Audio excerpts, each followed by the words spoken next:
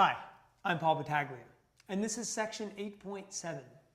See, students come into section 8.7 having looked at a wide variety of tests for convergence. But now it's actually time to veer in a different direction. We'd like to take a longer look at the polynomials we use sometimes to approximate functions that we've seen in the past. So the essential question we would like students to be able to answer at the end of section 8.7 is how can we use polynomial approximations to represent other elementary functions that we've seen? So the first thing we need to do is talk about a Taylor polynomial, but I don't necessarily want my students to know what that is right away. In fact, I think I'd rather see them build it. So here's a nice little warm-up, and it's extensive and it takes some time, but I think it's very powerful, and it actually endures through the rest of the section. So it goes like this. I would place on the board some coefficients. I would say p of 0 is equal to 1. P prime of 0 is equal to 2. P double prime of 0 is equal to 3. P triple prime of 0 is equal to 4. And the fourth derivative of p at 0 is equal to 5. And students say, well, what am I supposed to do with this information? And I say, I'd like you to construct the fourth degree polynomial. And in order to do that, you're going to need to use this information to find coefficients in the polynomial that I place on the board. And here's what that looks like. P of x equals a sub 0 plus a sub 1 times x plus a sub 2 times x squared plus a sub 3 times x cubed plus a sub 4 times x to the fourth. Go. Find me all of those coefficients and form for me a resulting fourth degree polynomial. We actually spent some time talking about this polynomial and how it can be very useful. See, because most of the things that we see realistically, challenges that we face in everyday life, that we need models for, we cannot use elementary functions. We actually need to use polynomial approximations. Now, from here we go to example 2, and we look a little deeper at e to the x. And what I want students to see here is how the polynomials look as we use them to approximate e to the x. So what I'll do is I'll show them the graph of the exponential function e, and then I'll show them the third, fourth, fifth, and sixth degree polynomial laid over that function. Now obviously they can see that they're not the same, and they veer off in a couple of different directions. But what they start to notice is that if we stay within a certain interval, these polynomials are fantastic approximations for the curve, e to the x. And it allows me to ask them a couple questions. Number one, what do you think would happen as we increase the degree of the polynomial that we use? And this is an easy one for them because they can say to me, well, it looks like it'd probably be a little bit more accurate. So then from there I say, well, do you think that these approximations would be good over the entire domain of e to the x? And that gets a couple puzzling looks because you will have some students who say, sure, why not? But then you have other students who look for a minute and say, well, no, because I can even see here that the functions veer off and get away from e to the x. So to that point, what I do is I try and take the table that we've shown in the textbook for this example, and I expand the table a little bit. I ask them to compare values of, say, third degree polynomial that we're using versus e to the x. But I want them to go further. I want them to use values of x like out to 10 or 15 or 20. Same thing on the negative side, negative 10, negative 15, negative 20. Can you see from the values what's happening? And then it's very easy for them numerically to see that the values of the polynomial are definitely way off from the values we see in e to the x.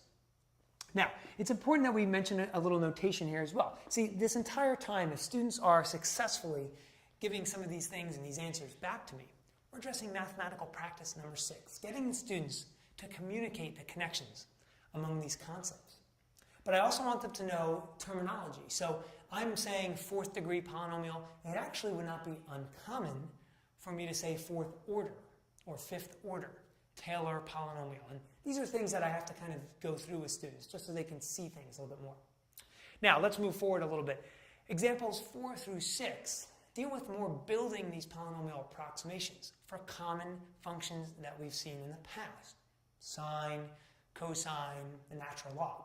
What's important is that students know not just how to build them and where they come from, but they need to really commit these to memory because we're going to see these plenty.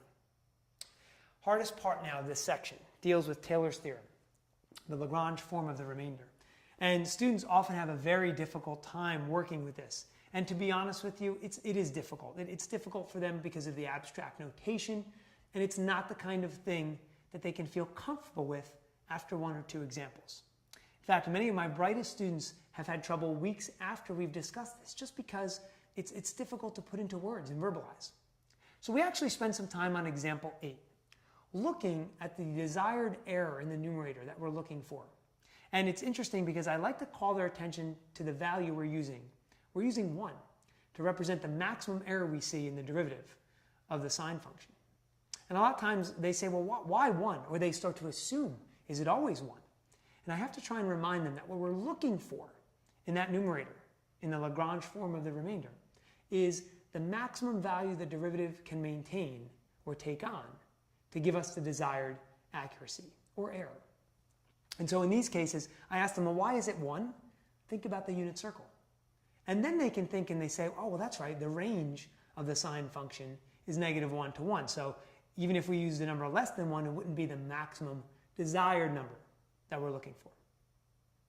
Okay, let's take a look at some common mistakes that students make. See, oftentimes we see students who forget the factorial in their coefficients when they're building these polynomials. And so they kind of ignore the theorem and they make their polynomials kind of come to life, but they may have something like 2x squared when it really should be 2x squared over 2 factorial, for instance. Look for those kinds of things. Also, we show students so many examples of series that are centered at x equals 0. What about if they're not? What about if they're centered at x equals 2? What's interesting here is if we show students the difference in those two series, they can gauge why one would not be a good approximation if we, for instance, show them the polynomial centered at 0 and say, well, no, this is what we're trying to approximate. They can say, well, why is that off? Well, because it's centered at 2. So see if you can construct a problem to show them that as well. The other mistake we see a lot of is actually students who look at a polynomial and think that since they've identified where there's a second or a third derivative term based on the degree, that the coefficient that they see is actually the derivative, or the value of that derivative. And that's not true. So students have to look for that as well. Okay, so there's a lot here, right? Let's talk about pacing here before we talk a little bit about AP exam preparation. You know, when you look at section 8.7, there's a lot to cover. And I personally have a longer block period, and it still takes me 2-3 blocks to really feel confident that the students have seen enough and have done enough. And that's really not even going through homework or things of that nature. So in those situations when you're planning out your lesson, look to spend more time. So if you have a shorter class period, you might be talking 3 or 4 days, depending on what you're trying to accomplish. Now, some things that might help students on the AP exam or on my assessments. I always tell them, we're not going to worry about simplifying the coefficients. If you can, fantastic. I mean, certainly I want my students to know that if they have 6 over 3 factorial, that simplifies to 1. But if they don't do it, all is not lost, no harm. Secondly, I want students to be able to recognize if they're asked to find the value of a certain derivative.